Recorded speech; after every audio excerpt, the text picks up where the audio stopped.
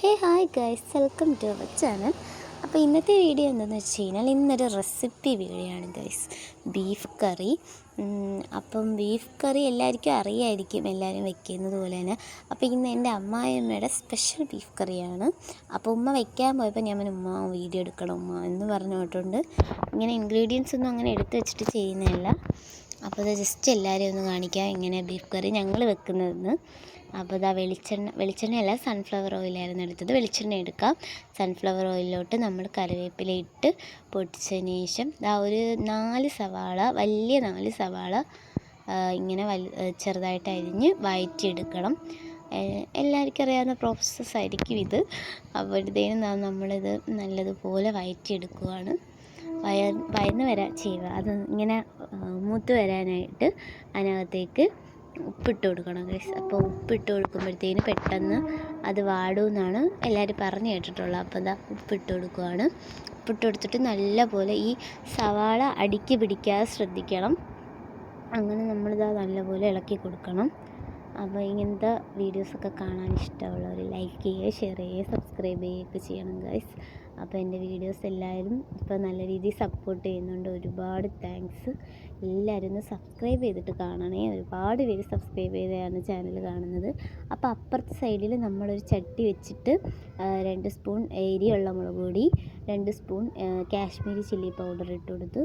പിന്നെ അതിനകത്തോട്ട് നമ്മൾ 2.5 സ്പൂൺ മല്ലിപ്പൊടി ഇട്ട് കൊടുത്തു. അതിലേക്ക് പിന്നെ നമ്മളിടുന്നത് എന്താണെന്ന് വെച്ച് കഴിഞ്ഞാൽ മഞ്ഞൾപ്പൊടിയാണ്. നല്ല കളറുള്ള മഞ്ഞൾപ്പൊടി ആയതുകൊണ്ട് തന്നെ 1.5 സ്പൂൺ ഇട്ട് കൊടുത്ത്. 1.5 ചെറിയ സ്പൂണാണ് ഇടുന്നത്. 1.5 സ്പൂൺ മഞ്ഞൾപ്പൊടി. പിന്നെ നമ്മൾ സവോളയിൽ മഞ്ഞൾപ്പൊടി ഇടുന്നുണ്ട്. ഒരു മഞ്ഞൾപ്പൊടിയുടെ മണം വെച്ച് ഇതാവാൻ വേണ്ടിയിട്ട്. മൂത്ത് വരുമ്പോഴത്തേക്കും നല്ല മണമായിരിക്കും ഗൈസ്. അങ്ങനെ മഞ്ഞൾപ്പൊടി ഇട്ട് സവാള അപ്പുറത്തെ സൈഡിൽ വഴറ്റുന്നുണ്ട്.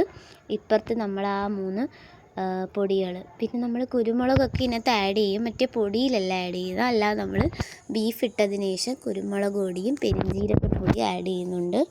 അത് വീഡിയോ എടുത്തില്ലായിരുന്നു ഗൈസ്.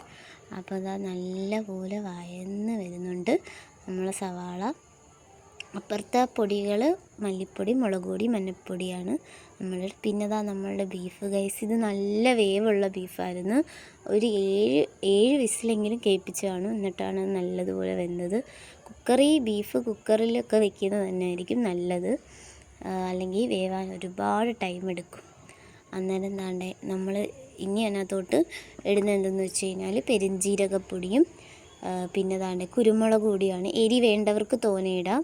നമ്മളിവിടെ എരി കുറച്ചാണ് ഉപയോഗിക്കുന്നത്. പിന്നെ നമ്മൾ ചതച്ച മുളക് ഇടുന്നത് കൊണ്ട് തന്നെ എരി കുറച്ചാണ്. പിന്നെ ഈ മീറ്റ് മസാല, പൊൻകതിറിൻ്റെ ഇറച്ചി മസാലയാണ് നമ്മൾ ചേർക്കുന്നത്. ഇത് ഇച്ചിരി നമ്മൾ അധികം ചേർക്കുന്നുണ്ട്. എല്ലാം ഒരു കൈക്കണക്കിലാണ് ഉമ്മ ചെയ്യുന്നത്. അപ്പം ഞാനങ്ങനെ കറക്റ്റ് സ്പൂണും ടീസ്പൂണൊന്നും പറയാത്തത് അതുകൊണ്ടാണ്. പിന്നെ ഇതിനകത്തോട്ട് അതെന്താ ചതച്ച് വെച്ചതെന്ന് വെച്ചാൽ ഇഞ്ചി, വെളുത്തുള്ളി, പച്ചമുളക് ചതച്ച് വെച്ചതാണ് ആദ്യം ചേർത്തത്. പിന്നെ നമ്മളെ കൊച്ചുള്ളി ഇച്ചിരി തോനെ ചേർക്കണം ഗൈസ്. കൊച്ചുള്ളി ചേർക്കുന്നതാണ് ഈ കറിയുടെ ഒരു ടേസ്റ്റ് എന്ന് പറയുന്നത് തന്നെ. മാക്സിമം നമ്മൾ കൊച്ചുള്ളി ചേർക്കണം. മിക്കവരും സവാള മാത്രമൊക്കെ ഇട്ട് ബീഫ് കറി വെക്കാറുണ്ട്. അപ്പോൾ കൊച്ചുള്ളി ചേർത്ത് നിങ്ങൾ എന്തായാലും ഒന്ന് ട്രൈ ചെയ്ത് നോക്കണം. നല്ല ബീഫ് കറി, നല്ല കുറുകി വരും കറിയൊക്കെ.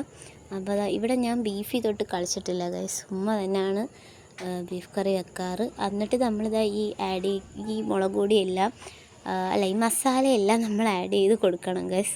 എന്നിട്ട് ഇതെല്ലാം ആഡ് ചെയ്ത് കൊടുത്തിട്ട് കുറച്ച് വെള്ളവും കൂടെ ഒഴിക്കണം.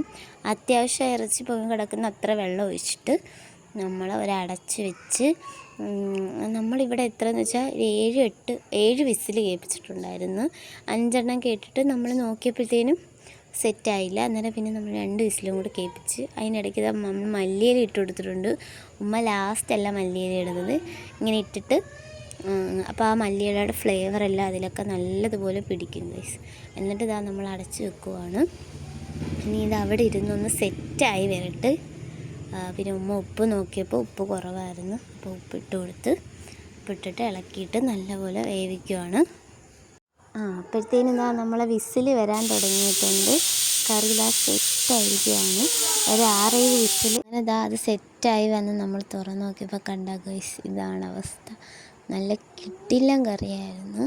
എന്നുവെച്ചാൽ എനിക്കിങ്ങനെ ചാറ് കാണരുത്, നല്ല കുറുകിയിരിക്കുന്ന കറിയാണ് ഇഷ്ടം. എനിക്ക് ചാറോടെ വെക്കണമെങ്കിൽ വെള്ളം ഇത്തിരി കൂടെ ആഡ് ചെയ്യണം. പിന്നെ അതാ നമ്മൾ ഉപ്പും എല്ലാം നോക്കിയായിരുന്നു. അപ്പോൾ ഇതാണ് നമ്മളെ ബീഫ് കറി. എല്ലാവരും മസ്റ്റ് ട്രൈ ആയിട്ടാണ്. എല്ലാവരും ഒന്ന് ട്രൈ ചെയ്ത് നോക്കി. ചാനലൊന്ന് സബ്സ്ക്രൈബ് ചെയ്ത് സപ്പോർട്ട് ചെയ്യണേ ഗൈസ്. Okay, Tata, by.